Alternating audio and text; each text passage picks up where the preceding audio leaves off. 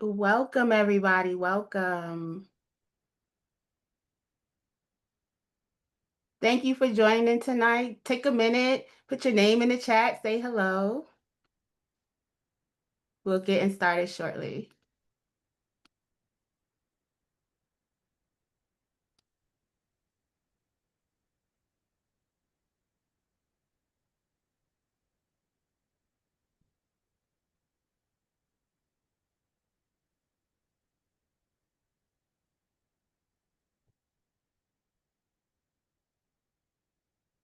Give folks about one more minute, and then we'll get started. How is everybody today? Amazing. Splendid. Absolutely wonderful. Good to hear.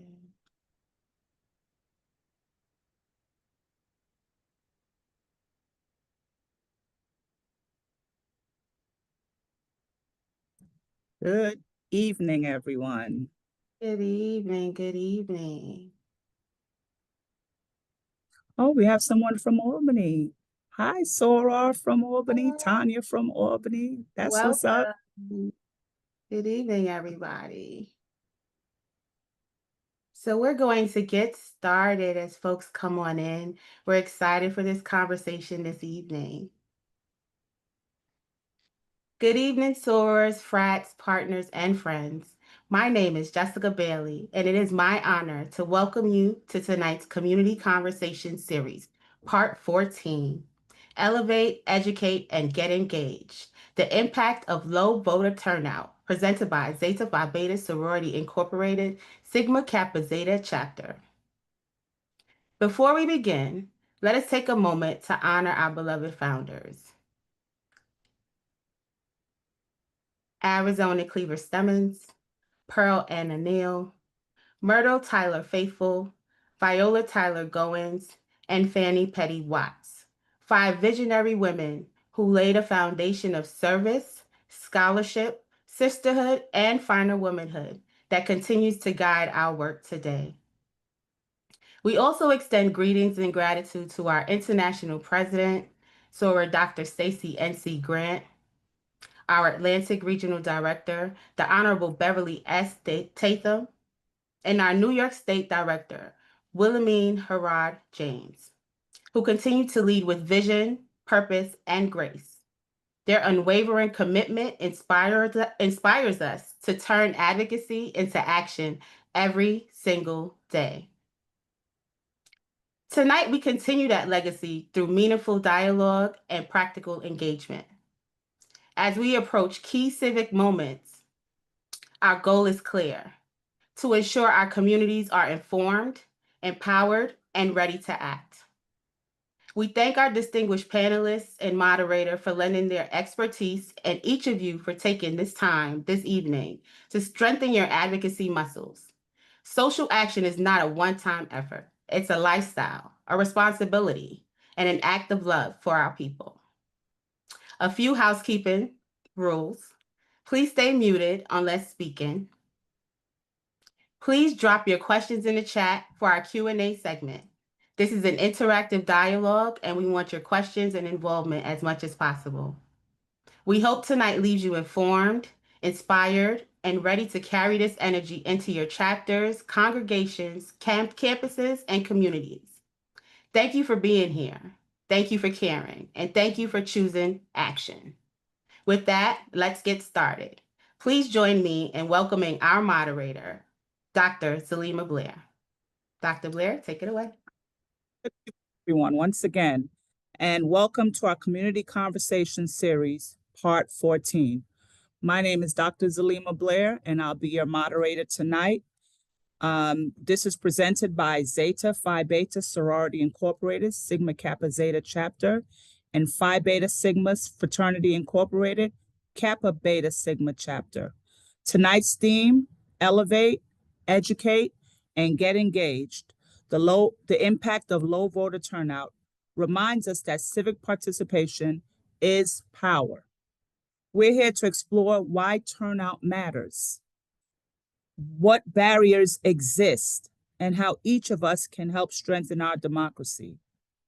I'm going to give each panelist 2 minutes to introduce themselves. We are joined currently by Bharati Sukul Kemraj and Karen Wharton. Bharati, please, 2 minutes, introduce yourself. Good evening, everyone. I'm Bharati Sukul Kemraj, and I'm a proud Fall 2024 member of Zeta Phi Beta Sorority Incorporated through the Kappa Epsilon Zeta chapter here in the Bronx. Shout out to my cast sorors and sisters on this call and this Zoom. It is a blessing to be here, and just a little bit about myself. I'm founder of the Bharati Foundation, where we connect resources back into the community, and vice president at Patrick B. Jenkins and Associates, a lobbyist and consultant firm. I was born in Guyana, raised in the Bronx, came over here at the age of 7. And I like to say that I've seen the best of both worlds when it comes to our community and city government and being very involved, because I've served on Community Board 9 as a member, and I worked for Board 11. I went on to working for the office of the Bronx Borough President, and currently in my role now. Before that, my journey really began as a reporter at BronxNet Television, which is a local public access station in the borough, and as the daughter of a Hindu priest.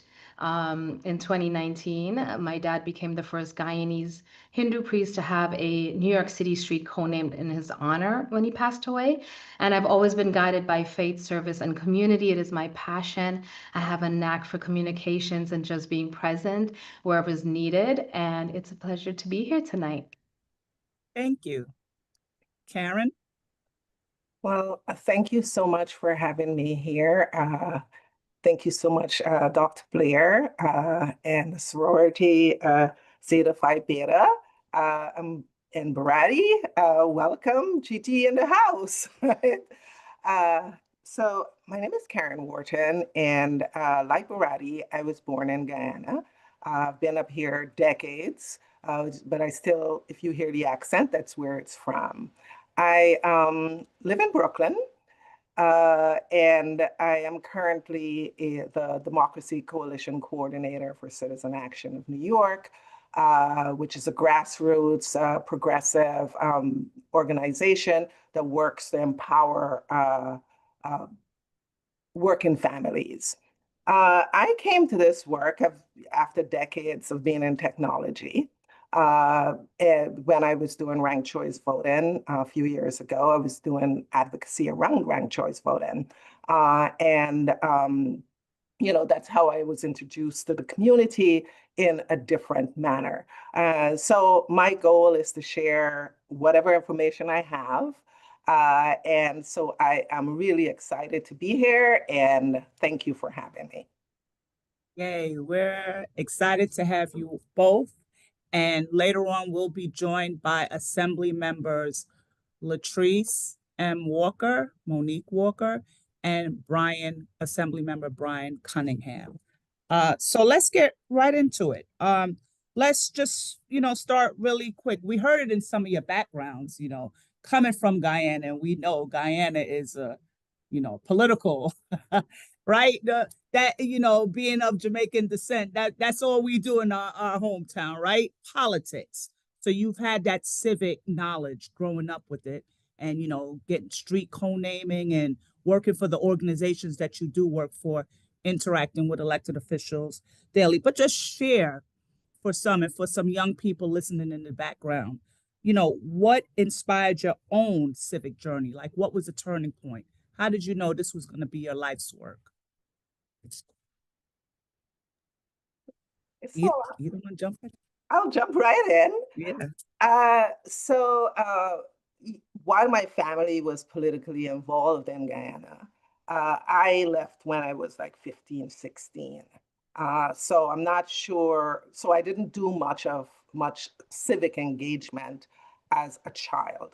But one thing, and I'm going to date myself with my example, one thing that struck me though is I think I was like in college or right out of college when Jesse Jackson was first running for president of the United States.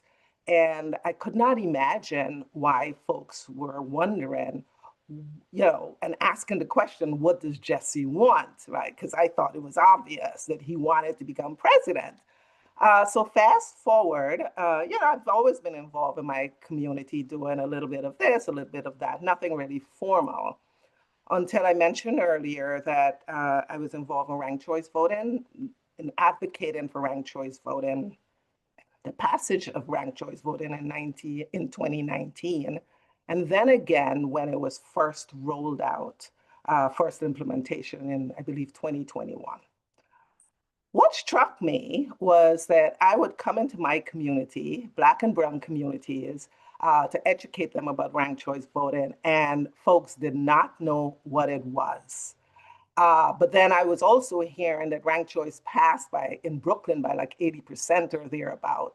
So I felt like there was a huge disconnect between what was happening in City Hall, in the halls of power, so to speak, and that information was not being trickled down to the people that would be most affected by these policies. And so I felt personally moved I won't say it's my life's calling, but I try my best to share as much information as I have as possible with particularly Black and Brown communities, because I feel like our communities, the information doesn't get here at the same rate. And so that's how I really come to this work, and that is what kind of guides me through my work here. Great, great. Barati? I have to say, my civic journey really began with my story, like you said. I was born in Guyana in South America with roots in India, and immigrating to the borough of the Bronx as a young girl. I was just 7 years old. One minute I was saying bye to my parents, the next minute I was sitting on the plane with my siblings, and coming to a whole new place. And my parents really came here for the American dream, seeking opportunity, especially my father as a Hindu priest, my mom being there with her girls. And he really taught me, and as well as my siblings, the true service, which is uplifting others. Years later, bittersweet moment, as I mentioned, we have a street co-named in his honor, where his legacy of faith and community really lives on and stays with all of us. But working as a reporter at BronxNet Television, it really opened my eyes to how power and progress often skips over our Black and Brown communities.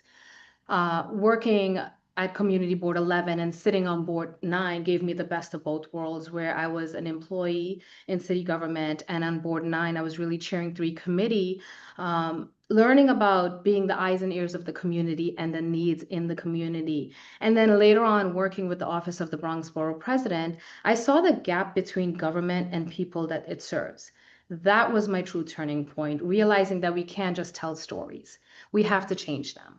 And now as vice president with Patrick B. Jenkins, an associate, doing all the things that I do and being a part of KES, I continue the mission of connecting people, purpose, and policy. And I think all of my sorrows that I've met along the way are dear to me because they each embody this. It's not just words on a paper when it comes to sisterhood and service, but it really is putting those things into action. And my turning point in civic engagement and the journey so far has been a lived experience. And I really hope to continue that. And there's so much more to learn. Every single day you're talking to someone else, you realize either they're lacking information or they just feel stuck or they don't think it fits them in terms of color or race. Right. So, going forward, all right. So I want to know, now you guys have found your turning points. You've worked for community boards, and we all know how political that is. And Karen working for Citizen Action, that could be very political as well. Why haven't others? What's the barriers for others to find their turning points? Yet, what are the most persistent barriers that keep people from voting? Why do you think turnout is so low? Why don't people vote? We know all the reasons why people do vote, whatever reason: high educational attainment, socioeconomic status, income, or just they feel that it is their civic duty. Well, what is the reason why others don't vote? I truly feel that people don't vote because they often feel invisible. They feel, for every reason that you just mentioned and more, that their vote doesn't matter. It doesn't count. If they don't go, then it's fine. And some of them honestly just don't know how to register to vote. And they've never done it living in this country for 5, 10, 20 years, where this is literally home now. Like everyone else, they face a lot of different barriers, language access. How many times do you see things in Mandarin, French, Bangla, Hindi? You don't. It's Spanish or English. You understand it or you don't. And there's so many rules and regulations when it comes out to your everyday survival. People want to get to work and come back. Sometimes it's not easily accessible. If you're swiping that Metro card one time, it's a challenge to swipe it twice to go to a different destination. You don't have money on that card, and you're only calculating your time to go to work and come back to work and have to be there for your kids, have to cook dinner, have to basically maintain your home, working multiple jobs, caring for the family, navigating the systems that really don't speak to them. That leads to exhaustion and mistrust. So, there are a lot of challenges, but understanding that challenge is where we have to come in and be the heels on the ground, the boots on the ground, and really give our knowledge, our service, and make things more accessible for those who don't have access at their hands. Karen, you want? Yeah, sure. To add to what Barati said, I mean, truly, I think people feel disconnected from the system. People feel like the government no longer works for them. Many times when I interact with voters out on the streets or where have you, they'll say, hey, why should I vote?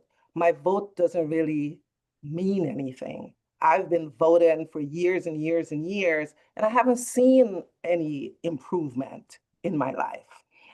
And so there is a cynicism that has really crept into the society, our communities, right? The idea that, my electeds, I don't even know who they are. They don't serve me, and none of these things are really true, right? Maybe a little bit of truth in some of it, but it's not 100% true, right? So there is the disconnect. There are also, as Barati mentioned, some structural barriers as well, right? We have the language access. And I know that the city of New York is working overtime to basically fix that. So now we can have, if there are a certain number, if the population, percentage of the people, a certain percentage in the community speaks a certain language, they're supposed to provide certain, at least a ballot in that language. Maybe, I think it's up to like 12 languages right now. But very few of the educational materials, informational materials are in those languages. So we have the language barrier. We have the fact that polling stations, polling sites in our communities are, we don't have enough. And they're typically far away from where many of us live. For instance, years ago, I voted, my polling site was 2 minutes from my house, the end of the block. Now, my site, my regular site is like a 20-minute walk. And my early voting site is a half an hour, not half an hour, 30-minute walk from my house. So in order for me to vote early, I have to have some kind of form of transportation. So it is not really, it's not really encouraging folks, right? I have to essentially go out of my way to vote, right? Physically go out of my way in order to vote. So there are those barriers. I also think lack of information about what's on the ballot is also a challenge. And so you find people will typically vote maybe just the up ballot, and then they look down and it's like, I don't really know. Like judges, for instance, I always get these, like, who are these judges? That's not really empowering. That's not. So that let's move. How can we reframe the conversation around voting to make people, participation feel more accessible and essential. So you guys work in, I'm sorry to call you guys, but you work in these areas where, you know, you can advocate, if you will, and agitate for, you know, better polling sites or closer polling sites. How can we reframe these conversations to say that we're going to make participation more accessible?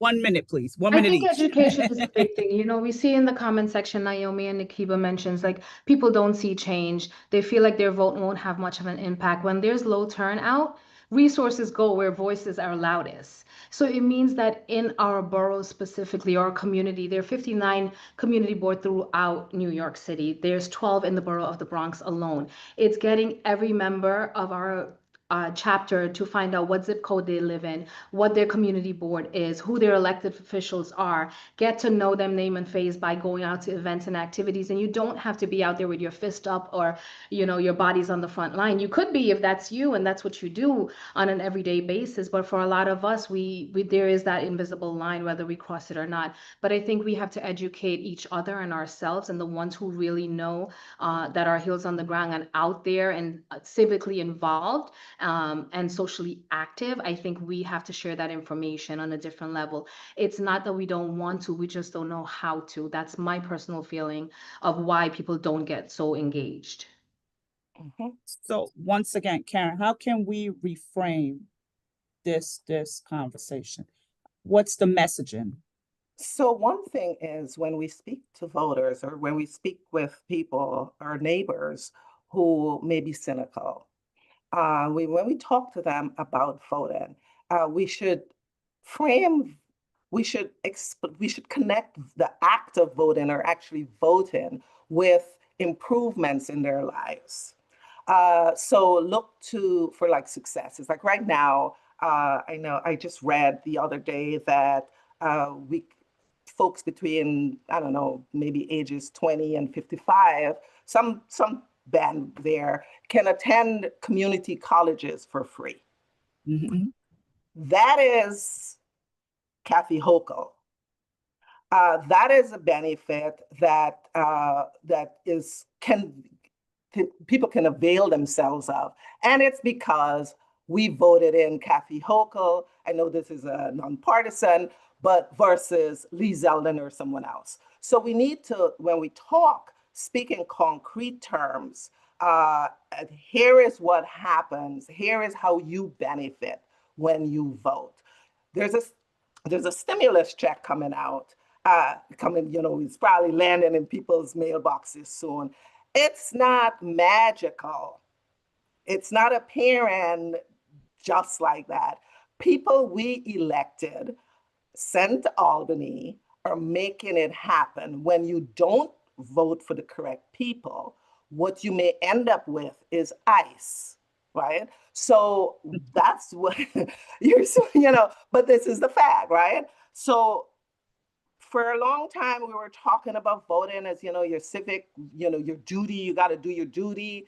But for some people, that's not resonating. Just say, hey, potholes in your street, the way to fix it is electing someone in your district who will take care of the potholes, right? Yes, right. Bring resources. Speaking of potholes, right? We don't see any in Park Slope, right? Those of you from Brooklyn, but we'll see it in Crown Heights, right? A few blocks away, right? Because you know, the higher the voter turnout, which one of the highest communities of voter turnout is in Park Slope, you'll reap those benefits.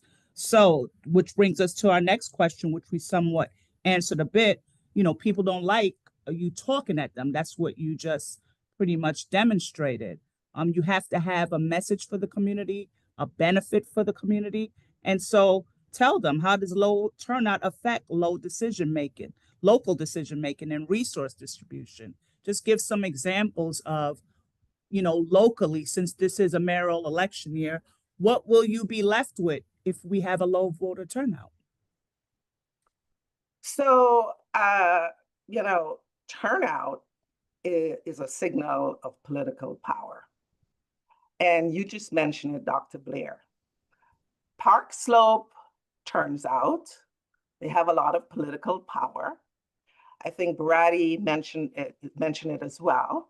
Folks in Park Slope, when they speak, City Hall and other places probably listen. When we don't show up, when we don't vote, we diminish our political power. Because, I'm thinking electeds probably say, okay, so if I don't do it, what are you going to do? Vote me out? So these are some of the things. So resources allocation is affected by low turnout.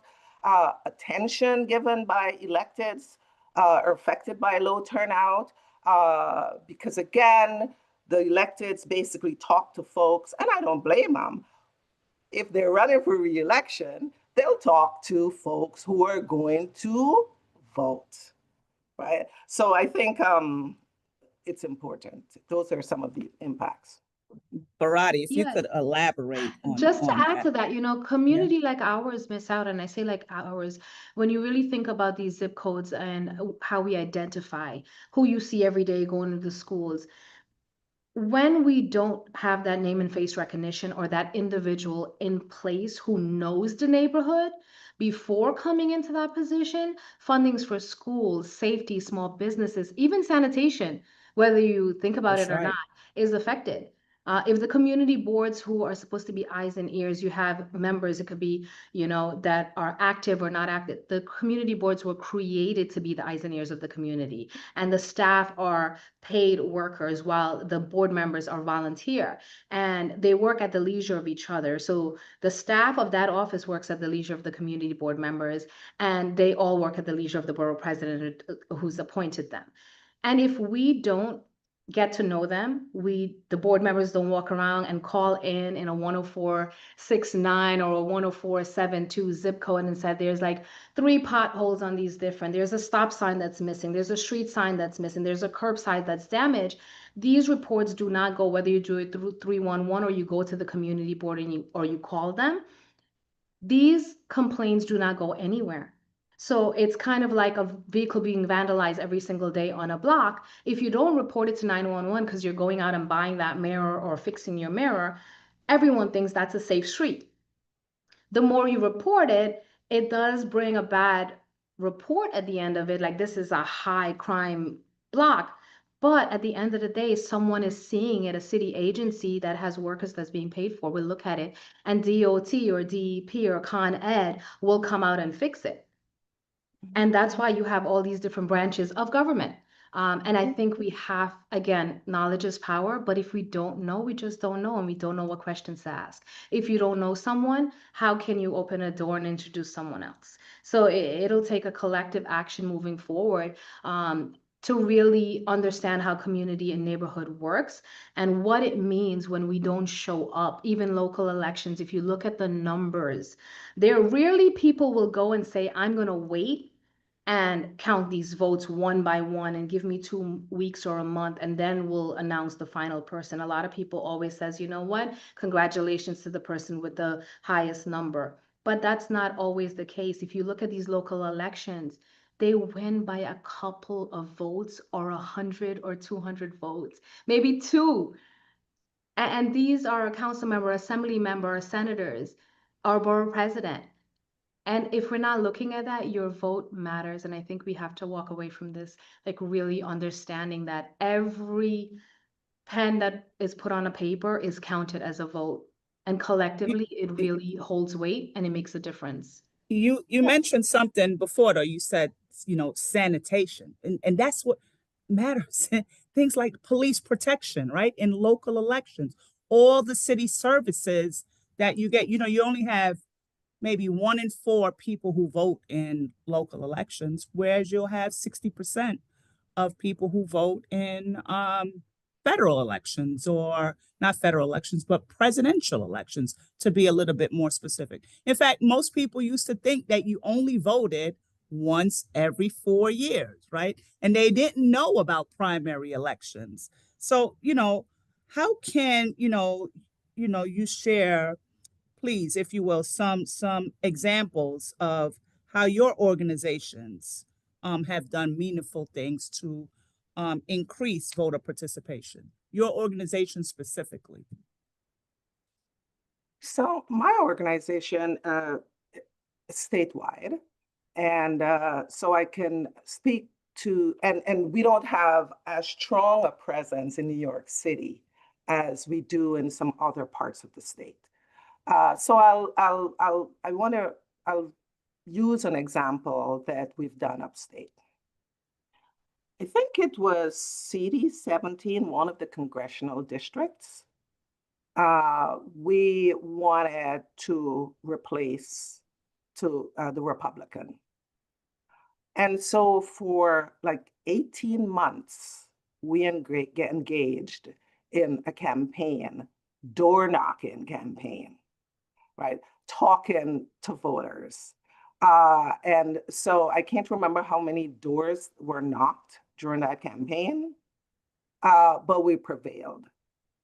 Door knocking, canvassing like that is one of the more successful ways. And if you could just tell everyone where CD 17 exactly is. Now you're going to put me on the spot. Yes. Geography is so You're past Albany. You're past a it's little past bit. Albany. I feel it's like Ithaca, somewhere, Binghamton, somewhere around there. I might be wrong. Central New York. Central New York. Yeah, I'll confirm. But you'll be seeing it here. So that's what my organization did. We're seeing it right now, or have seen it right now in New York in the primary, where Zoran Mamdani knocked on what seemed like an infinite number of doors and was able to bring in people, new voters. Right. So there is a way that we can improve turnout. We improve turnout not by sending the mailers. We improve turnout by talking one-on-one with our neighbors, with the people in our district, and not just 2 weeks before the election, 6 weeks before the election. It has to be like sustained action, right? Because people have issues that you have to walk through, right? They may be we may be trying to get folks to move in this one direction. They're not so inclined. It takes a while to basically persuade someone to even come out and vote. So those are a couple of the things that Citizen Action has done. So, Barati, we know Patrick is a district leader, right? And this is what he does, right? That's why he has that organization. You're a VP there. So tell us a little bit of what you guys do there to When it comes to voters registration and engaging individuals, communities, organizations, faith leaders, you have to do it in a nonpartisan civic educational way, right? Because depending on your title, where you work, who you work for, there are a lot of rules and regulations and things you have to do, especially as a lobbyist consultant. But when you do it in a nonpartisan way, you're educating the community. And from that standpoint, we've collaborated with different foundations, organization, religious group. Patrick's out in Queens, boots on the ground, talking to everyone that he knows. And as a district leader, you really are representing your community when there's that feeling of being underserved, because he's got the direct connection, the one-on-one with these elected officials, people who are in those roles, and whether he knows them or have to get to know them, that's the work he has to put in. With the Barati Foundation, people show up and they feel seen when you're not preaching to them, when you're translating materials. And to a certain extent, it is not certain organizations' fault that the translating language services are not fully available to them. So an organization might have a budget, might want to translate, but they don't know who to turn to translate these things. And that could face a challenge when you're being civically involved and you're hosting events. We've done it where we've mixed culture and music and education. You've had like Bollywood dancing and bomba drummers, and you're putting like a poet corner with the youth. And I've helped out and volunteered at Pulori to the Poles, which is a Guyanese thing or a Trinidadian food. So associating staple items that people could relate to get them to come out and find out the information.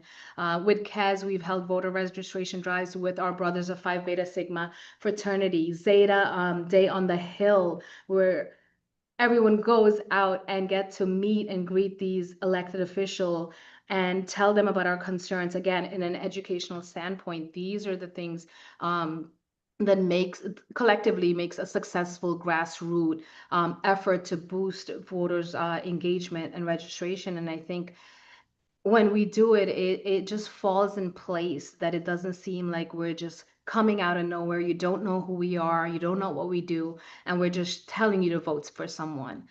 So over the last 10 years, I think name and face recognition, again, by just showing up when you can, where you can, even if it means just being on your own social media, and posting something as simple as I voted, or I'm going to vote, or who do you think we should vote for, engaging those conversations really makes a difference. So it used to be, and you mentioned social media, and I really want to expand on that, because it used to be, and you guys touched upon it a little bit, that the older you are, that's the more likely you are to vote. And I don't know what'll happen next month, right? And we had very little faith in younger voters. But it was younger voters this time that sort of surprised us, right? Although it was not much more, let's say it was 100,000 more, but it was still the highest since 1989, in terms of these local elections. So what was the strategy that you thought best or think will reach them even further? Because next year is also a high stakes election. So do you think they will be just as engaged for 2024? I mean, we have congressional elections, possibly new speaker, gubernatorial elections. What can we do with social media, and how best to reach young voters? Olympia mentions meeting people where they are, and that's exactly what's happening now. Pandemic really changed our DNA in a sense that we all went straight to the digital, whatever we have around, right? Technology as our first point of contact with the outside world, or with our own world that just became so foreign to us. And I think the young voters, they're not all homeowners, but we're seeing that change over time.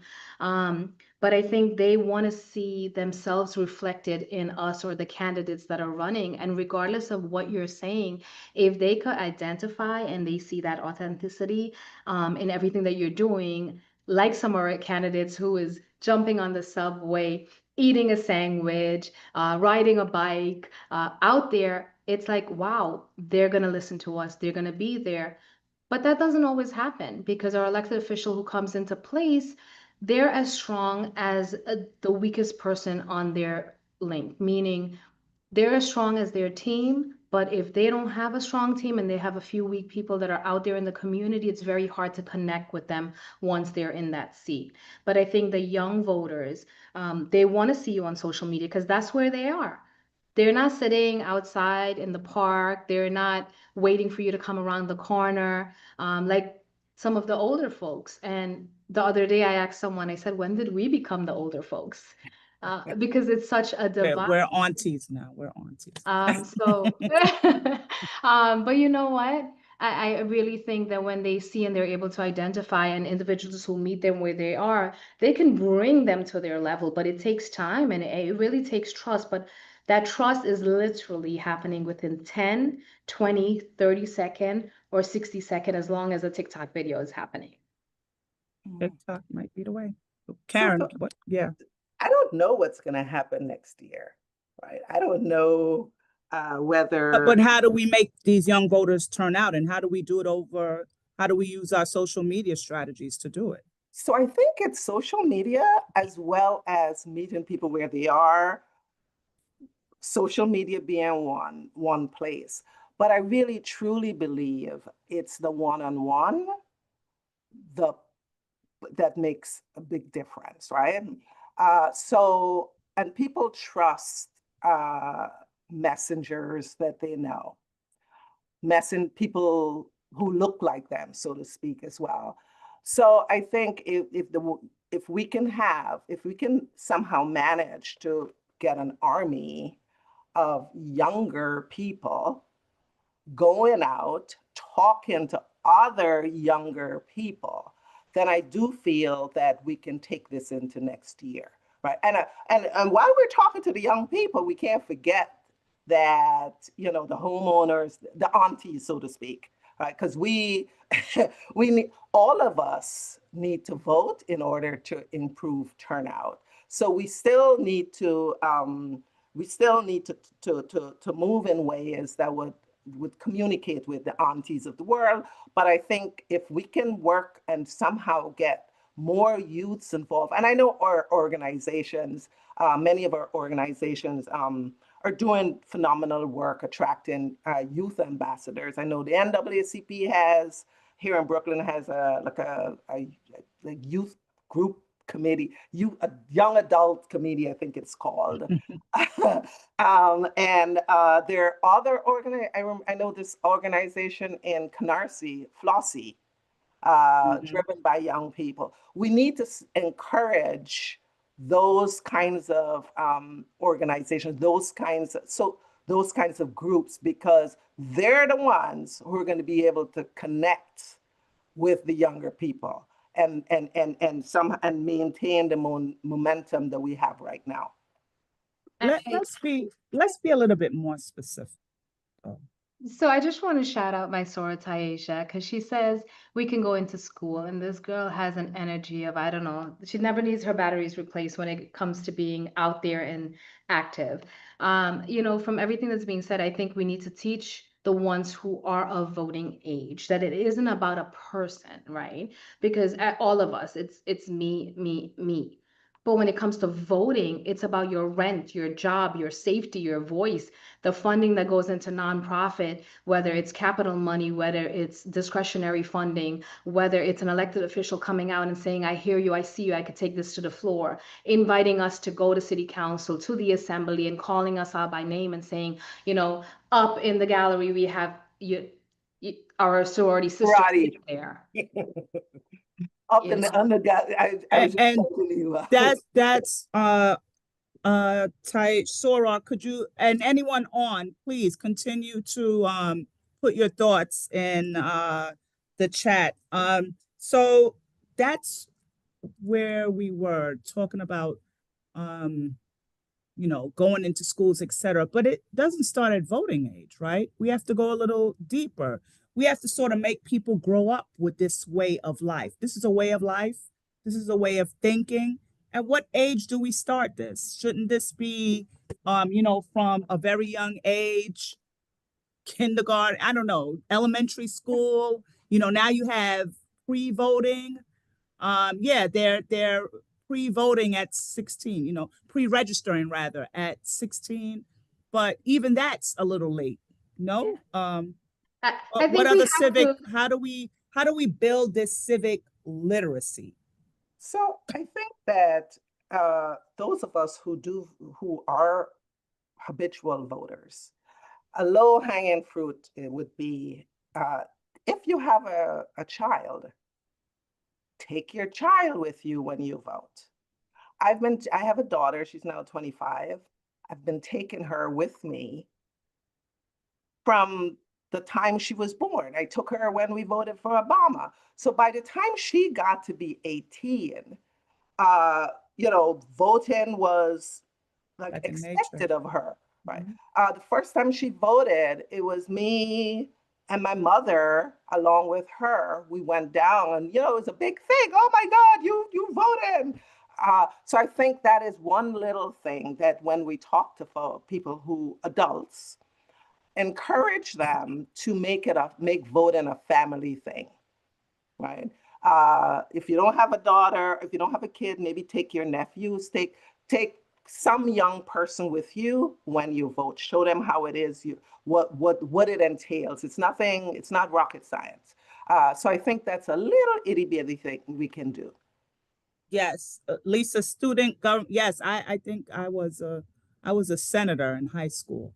Barati, how can we make civic education or civic participation a part of our everyday culture? You know, they always say start at home, right?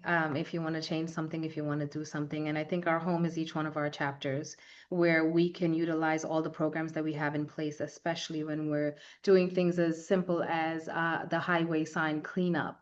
We can partner with the Parks Department for a youth group to come out with us on those days, or maybe a kindergarten class if it's during school hours, but everyone has their own commitment. We can make this work by exposing them at a very young age, going into school like Zora Taisha says, and others on the chat, which is we have to start by collaborating and doing something because we're doing it. We can make time, we can organize an event, but the kids don't have anyone, and a lot of times their parents are not the one to do it. So it could start as simple as teaming up with an organization that already have all of these students in place. So we don't have to build a list. We don't have to do outreach. We don't have to go out there. And then we don't really have to be liable in a sense of bringing these kids into a space. YMCA, I see there's a bunch of names being thrown around in the chats. Community Center, Youth Advisory Council, Phipps Neighborhood Houses, the YMPJ, Bronx River Alliance. These are staple organizations within all of our neighborhoods throughout the 5 boroughs that have access to these youth who are eagerly craving for something to do. And I think we have to meet them there and bring them into that service line that we already have going on. And if we don't have something that caters to their age group, we're going to have to do the work in-house first and then collaborate. And I think that would be a beautiful partnership to say that, you know, even if you took zip codes and not these kids' address, you can say to the council member, we have 10 kids from your neighborhood that's coming out, and you know, Phipps neighborhood needs extra funding this year. A lot of the chapters or organizations work and are affiliated with nonprofit. They could become a conduit who then says to the elected official, like, we're doing service with the sorors and they need a budget line. So if anyone gives money, it goes through one of those staple organizations, and then we're able to utilize it. Meaning that if you give a receipt because you bought garbage bags, you can buy it, but you'll get reimbursed for it. And I think we have to start making those connections. But again, if you don't know that these services could be done, and you don't know there's small grants that could be applied, and you could have a conduit or a nonprofit or an organization be your big brother or your big sister to help out with that, then we don't know. But I think we have to start at home and thinking about what are the 3 or 5 things that we're able to do when it comes to youth between the ages of kindergarten to maybe 5th grade or 8th grade.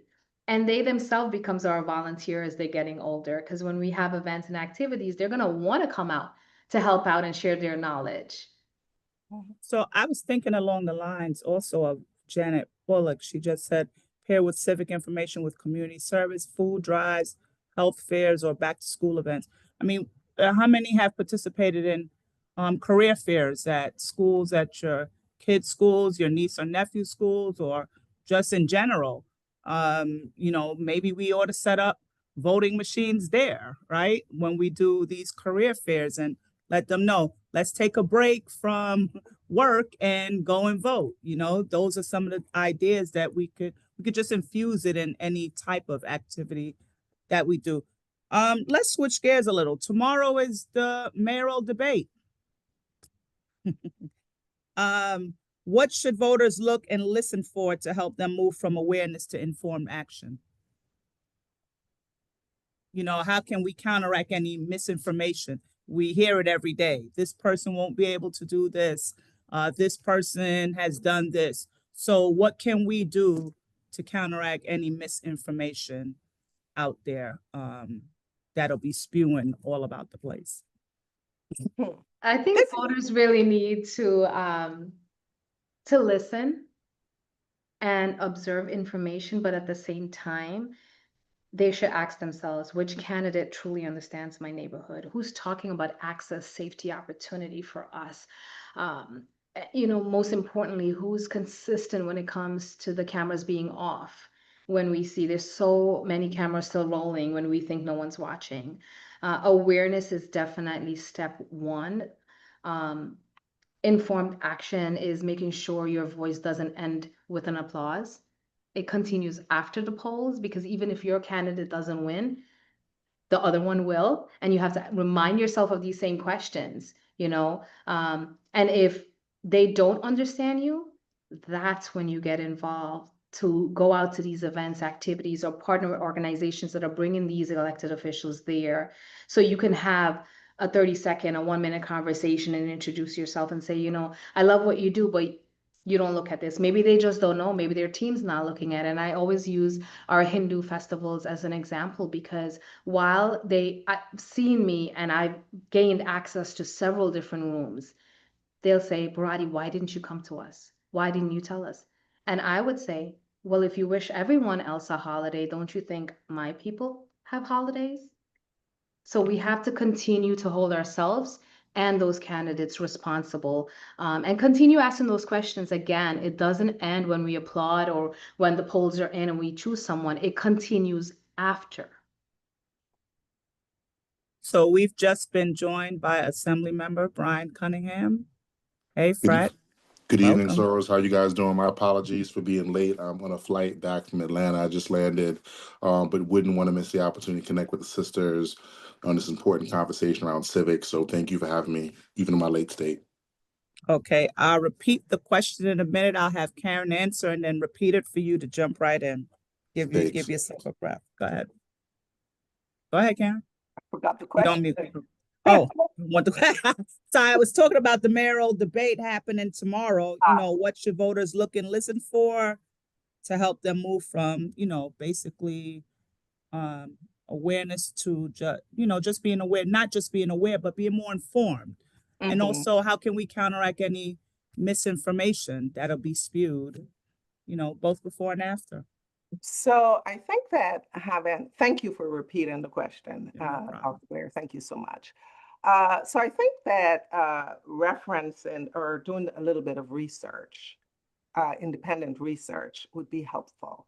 I think that the New York City, what is it called? NYC Votes probably has some information on where the candidates stand. I need to verify that it's actually not, you know, Correct. correct, right? And it's not like taken from a survey that the candidate submitted. But one good place to go is forget whatever they say tomorrow night. Go to their websites. Because sometimes they say things on the spur of the moment. Go to the website, see what it is that they're actually saying that they're going to do. All candidates, most of the mayoral candidates, all of them actually have like a platform that they have on their website. Review that. They may say whatever may sound good tomorrow night, but look at what they're saying on their websites and then dig around a little bit. Yes, Naomi, research the candidates. What results have they produced? Yes, Naomi, tell them. I believe we've also just been joined by Assembly Member Latrice Walker. She doesn't have her. Is that her? But Assembly Member Cunningham, please jump in and answer the question. And Absolutely. Yes. Thank you for the question. I think Naomi kind of hit it in the head in the chat. And I think the beautiful thing about this race is many of the candidates who are running, at least on the major platforms, have a record. And I think one of the things you want to judge somebody by and a good predictor of what someone's going to do in the future is what they've done in the past. And I think you always want to look at someone's record and kind of see how they've comported both what they say the campaign trail and what they actually are proposing to do when in office. I think that's the greatest indicator and test for an elected official is how they comport themselves, what their voting record is, what initiative they launched, and what have they done. And I think that's an important step. Definitely. We all know the term flip-flop, right? So we definitely don't want someone who does that. Assembly Member Walker, one of the question that we asked before you joined, with the mayoral debate happening tomorrow, what should voters look and listen for to help them move from awareness to informed action? And, you know, how can we just sort of counteract any misinformation that people will put out there? Well, I, kind of think that by the time a debate happens, most people have already have made their decision, and they're really just coming to determine, just to, I guess maybe hear their candidate speak. Not really sure how many people are moved to switch this short of a period out from a campaign. However, I mean, even when we debate on the floor, I have seen people switch their positions on the floor. And so I would say that, I would look for the person who is speaking more so to your issues, in addition to what it is that they have shown in their legislative and budgetary political history to you.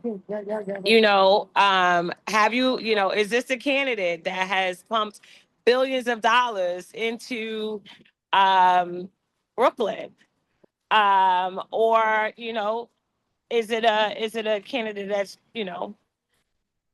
that talks a good talk, and we still believe in hope and change, right? Because we all know that even President Obama didn't necessarily have a history as president before he came out running for president, but we all believed in hope and change nonetheless.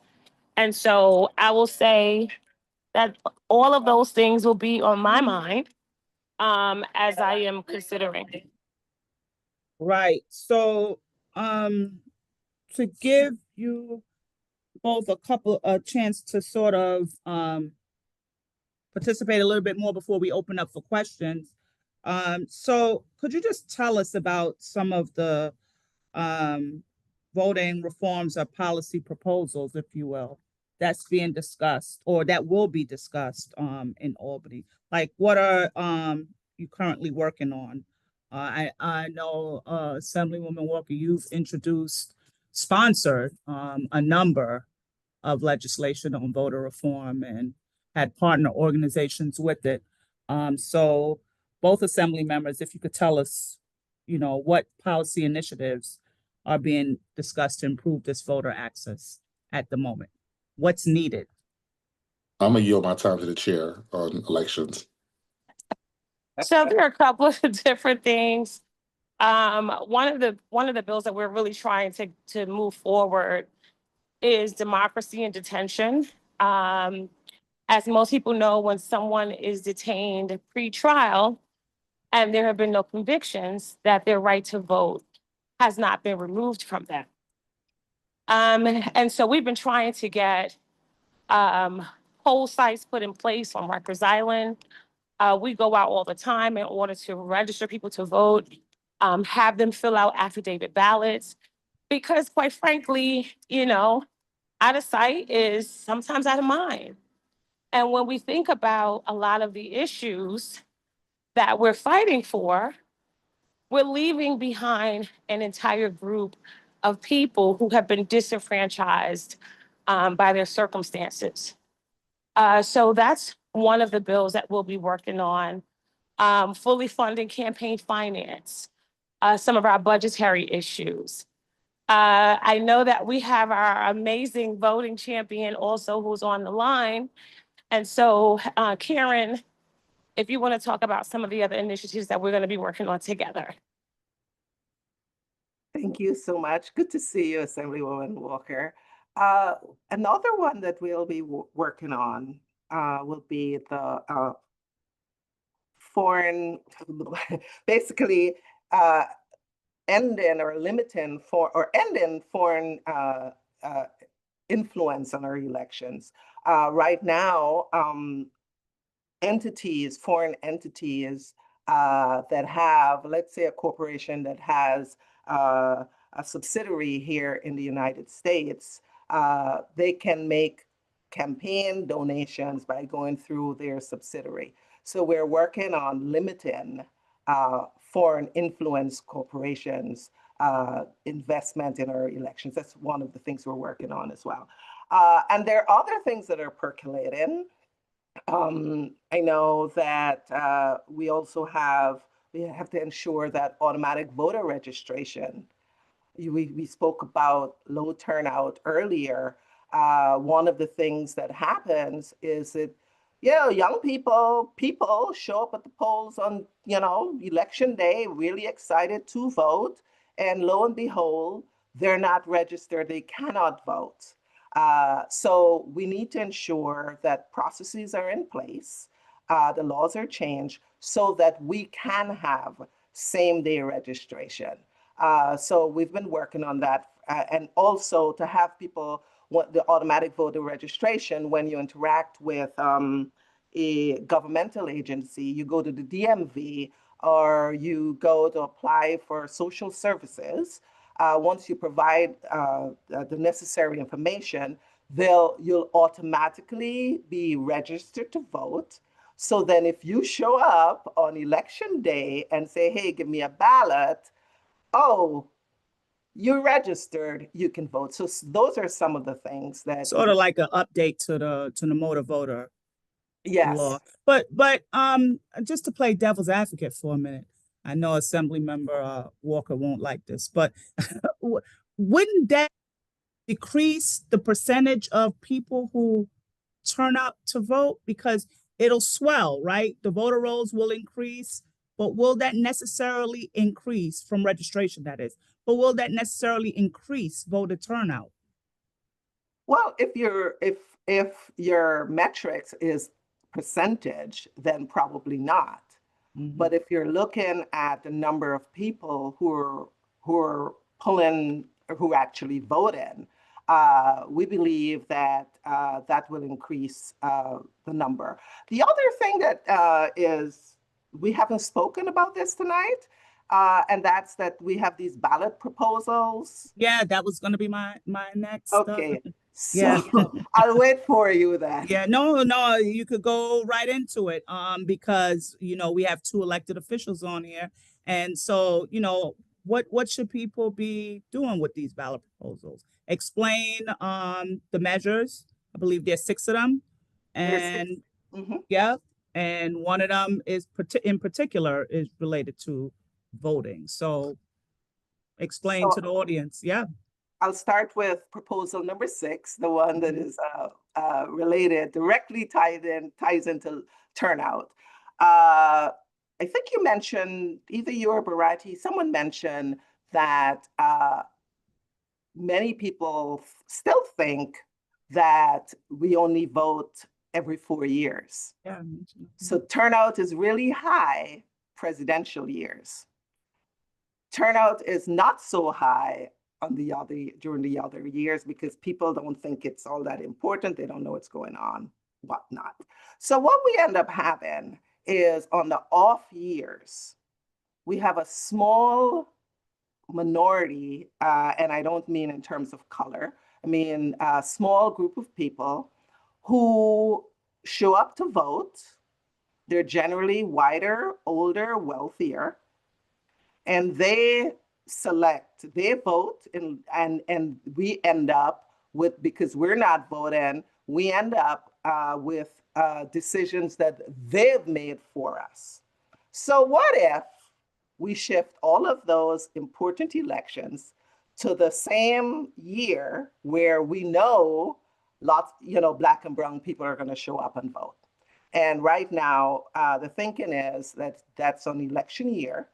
So their proposal number 6, if it passes, it'll tee New York City up so that local elections will be held, not in the off years, but on the presidential years.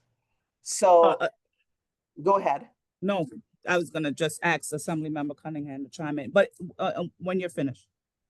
Well, yeah, that's essentially it. And you may ask, well, what are some of if it passes this November, it doesn't mean that we're going to have our local elections and presidential years right away. There needs to be a constitutional amendment. So in some ways, this is like the first step. But ultimately, the legislature will have to pass laws, and then it'll have to, like, 2 consecutive years back to back with an election in between.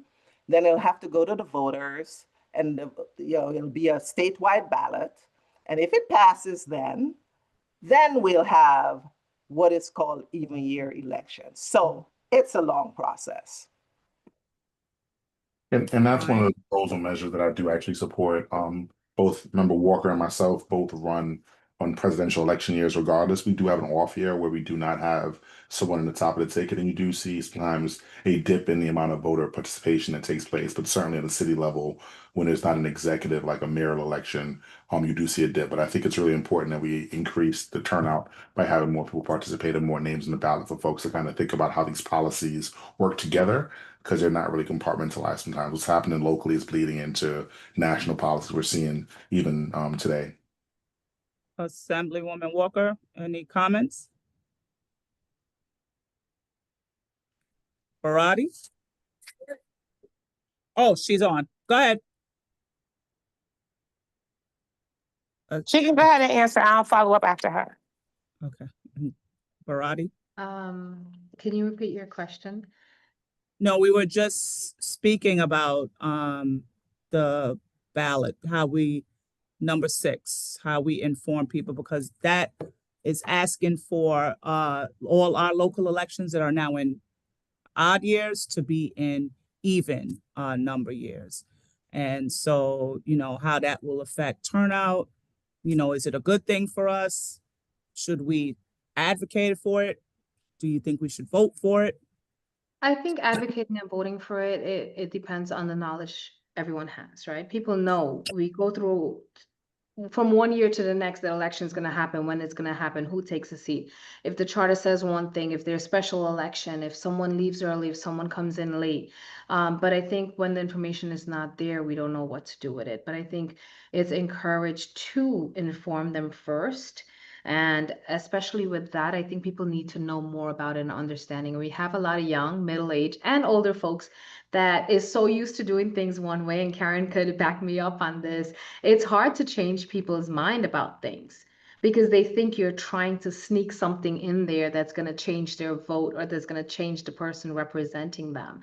And that doesn't always happen, but it's because of recognizing who you see, what you see, when you see. So I think we have to educate them first before we could actually put it out there for them to make a solid decision. Well, they're Now, making a decision this November, or at least Yes. in New York City. well, there are other decisions there too. You know, there are some on the Euler process, Affordable Housing Appeals Board being created, fast tracking affordable housing. So there are a lot of things that, you know, we have to educate people on. Assemblymember Walker, any final comments? And that service is not necessarily best where I am, so I tried to turn off my camera. Hey, Dr. Blair. What'd you say? Hello. Yeah, what'd you say? Oh man, so that answers my question. I said, can you hear me? So Yes, I hear you. about the question in the back. I think that, you know, we always have to do a flip the ballot education with respect to a number of ballot initiatives that we are seeing where, you know, the community has become more inclusive over the years. I have not seen as many ballot questions on a ballot in my earlier years in voting as we've seen recently. And so now people are becoming more accustomed to flipping and answering some of these questions. When it comes to changing elections, we've done that in the state in order to around the state, quite frankly, in many other jurisdictions, in order to be more efficient with voting resources. And so that we're not having, you know, elections doubled up on top of other elections, again, which, as Sora Barati said, lends to voter confusion.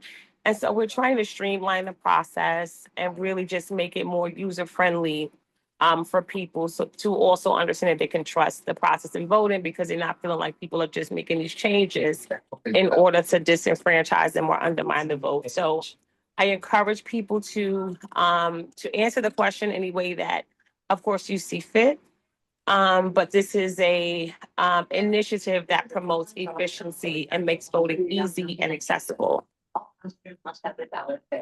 Well, I'm going to open it up now for Q&A, a few minutes. I know we have two elected officials on, two very seasoned individuals who work for civic organizations on.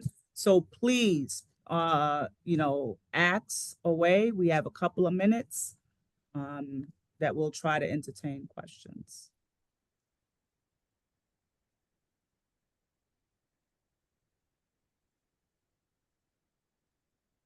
Or if you don't want to raise your hand, maybe Yeah. put it in the chat.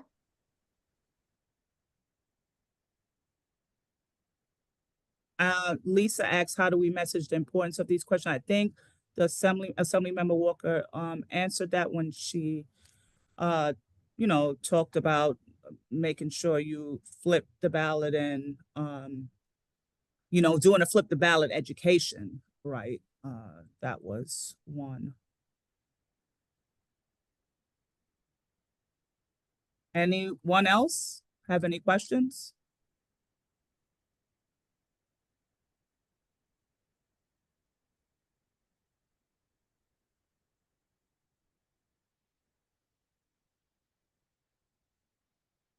Well, any final comments from Assembly Member Walker and Assembly Member Cunningham, Barati, and Karen? I think we have a question or several questions from Janet in the chat. Don't see it.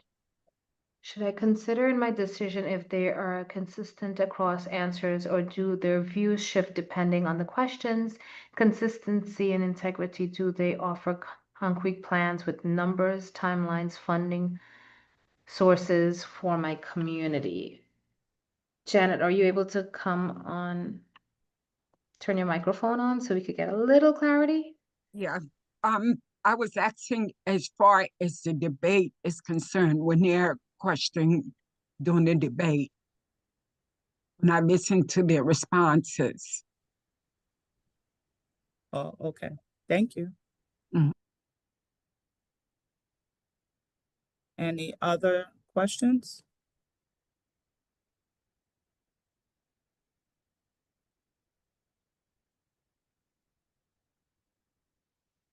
Great. I hope tonight was informative. I hope everyone, continue to tune in tomorrow. But I also would like the panelists here, and we had a very dynamic panel, to, offer final thoughts. So we'll start with Barati, Karen, and then we'll go to Latrice Walker and Brian Cunningham. I think just everyone here, and even if you're taking a little bit of what we said collectively out of this group chat and out of this Zoom, is, the one action items and challenging yourself or giving yourself a task is to encourage everyone, including yourselves, to show up, not just on election day, but every day. Find out who represents you, what your community board is, when there is a meeting, when there's a precinct council meeting, a community board meeting, a heritage event. Show up not just for yourself and for a photo op, but for your block, your borough, and your beliefs. Because every time we show up, every act of showing up moves our community closer to access and representation. If they see us, they hear us. And more so often, it's the loudest voice in the room that usually gets the funding, because if our assembly member, our council members, or anyone in and around the area doesn't know what we need, then we're at a disadvantage. So that's my final reflection to everyone. Thank you, Karen. Go ahead. I think I know I'm preaching to the choir here, because I would say everyone who's on this call is civic minded, which is why they're here. So I would encourage you, as when you leave here, there are a couple of things that you can do to help us moving forward. And the first thing is, whatever you learn tonight, the information you glean, please share it. Secondly, if you can maybe call, text, send smoke signal to at least 5 of your friends, reminding them that there's an election coming up on, I believe it's November 4th. I may have the date wrong, November 4th, and that it's important that they vote, and ask them to please make a voting plan, also to turn over their ballots if they live in New York City, because there are 6 important questions that I think will, the housing ones, the 2 through 5 will has the potential to transform this city in ways that we may want or may not want. So please let them know that this thing is coming. And also if you are unfamiliar with the ballot proposals, please read up. Go to NYC Votes. I think they have a write-up there. If not, I'm sure if you contact Assemblymember Cunningham and Assemblymember Walker, they'll be able to point you in the right direction. But I think these proposals are very important, and we need to get them right. So those are my parting words. Thank you so much for having me. It's been a pleasure. Thank you. Assemblywoman Walker. Awesome. So I think the important part of this conversation is to recognize, as well as what everyone else has already mentioned, but that local elections are extremely important. Your local elections really is what provides funding, large amounts to our schools, and to our communities. A lot of the sort of issues that you can feel and see, potholes, et cetera, things that just affect your everyday life, tree stumps, the gates around, trees and community gardens. And so you want to always make sure that you are participating in these down ballot elections. Of course, everyone loves to participate in the hype of the presidential and governor, et cetera. But our city council and local elections are extremely important. And so, as they would say, vote early and vote often. Early voting begins October 25th. Yes, get your vote plan together. And don't just send your elected officials to City Hall or to the State House or to the Capitol. Actually continue to hold them accountable, participate in many of the local meetings that are being held. And, civic action is always, I want to, it's as the Honorable Shirley Chisholm would say, is that this is the rent that we pay here for our time on earth. And so continue to be civically engaged. Assemblymember Cunningham. Beauty behind going behind intelligent Black women is that they've said everything that needs to be said. Looking forward to Blue and White Day in Albany. Obviously, I think we're preaching to the choir, as we said before. There's so many people in this call who are connected civically. Tell a friend, make sure you vote early. Make sure folks go to the polls, and then make sure you hold us accountable at the end of the day, because again, voting or the civic process isn't just election day. It's making sure that the folks, wherever you send them, whether it be Congress, the State House, or City Hall, are doing the right thing and uplifting the policies that are important to us. So thank you all for being on the call. Well, if no one else is empowered, I'm empowered here tonight. I'm going to walk around the corner tomorrow and see my elected official. I'll see you at the office. Assemblymember Cunningham, I got an intern. I love it. I'll walk down, I'll turn on the internet and see Assemblymember Walker on the Zoom with the students. So thank you. And hopefully Barati invites me to the office. And Karen, come and give a presentation at the college. Why not? Why not? Dr. Blair, before we get off, I know there was one more question in there. I really want from Sora Taisha. How do we reach individuals who see self-sacrifice in their vote, even when the policies they support harm them or their communities? And for me, I really think reaching them through shared values and honest conversation that connects personal stories to the community well-being is where we have to position ourselves. So if that answers, if anybody else has an answer for Taisha, that's a very packed question. I agree. You gotta, go where they are. And if that place is in Albany, then, we got to hop on that bus and get up there on those advocacy days to be able to confront them face to face about the issues that they make, to let them know. Most of the time, a lot of people, we just may not necessarily know. There are hundreds of votes that get taken each and every day. And there's not always an opportunity for folk to be able to read each and every bill that gets voted on.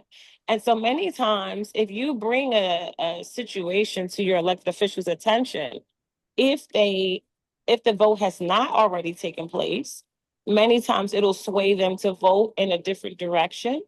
Or if they've signed on as a co-sponsor of the vote, if you let them know, they will remove themselves from that and maybe even talk to some of their colleagues to do the same thing. And so I know one of the things that I always heard Senator Parker say, we don't have to always go for intent when ignorance will do. And so sometimes it's, they're not intending to be harmful. They just don't know.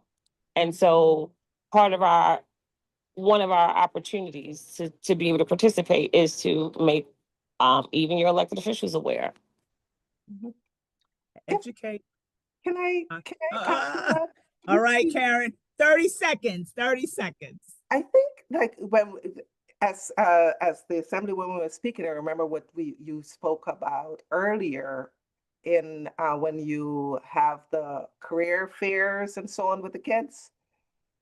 How about having them call their electeds, right? Most of us, many people don't even know they can call their electeds. They don't know who their electeds are, right? And so, there is an exercise you can go through. You go to, I think it's Who Represents Me. There's a New York City version of it, and they can see who represents them. They can see the telephone numbers, and you can have them call, Assemblywoman Walker's office just to say hello, to get them started engaging with electeds. So I just had that and I had to share. Assignment exists because I'll tell you, for years, I even published a paper on it, and it's in my textbook. It's called Problem in My Backyard. It's in chapter 1 of my textbook, and it's called Problem in My Backyard. And students have to do research on a problem. They have to give the data, etc. And it's their freshman year, and they're like, oh gosh, why is she making us do this? And they have to then provide the solution to the problem through the agency. I have to tell what level of government it's going to be solved on. And then they have to look up their elected official, write a letter, and I tell them they're only writing a one-page letter separate from the assignment, because elected officials are not going to read past that one page. Just do the one page. But the big thing is they have to go to the office, make an appointment and go to the office, to the elected official's office, and sit with them with that letter. So hopefully that's widely distributed. I've been doing it for a very long time, and elected officials do appreciate it when they come to their office. So I hope we continue to elevate the bond, as we say, and continue to educate our colleagues. And next time, have our children sit in on this conversation and listen to it, right? And if we don't have young kids, we can have our nieces and have them bring their friends, right, to this conversation. So we'll tape it for Senator Brian. All right. Take care. Good night, folks. Take care. Good night. Thank you to everyone who joined. Good night.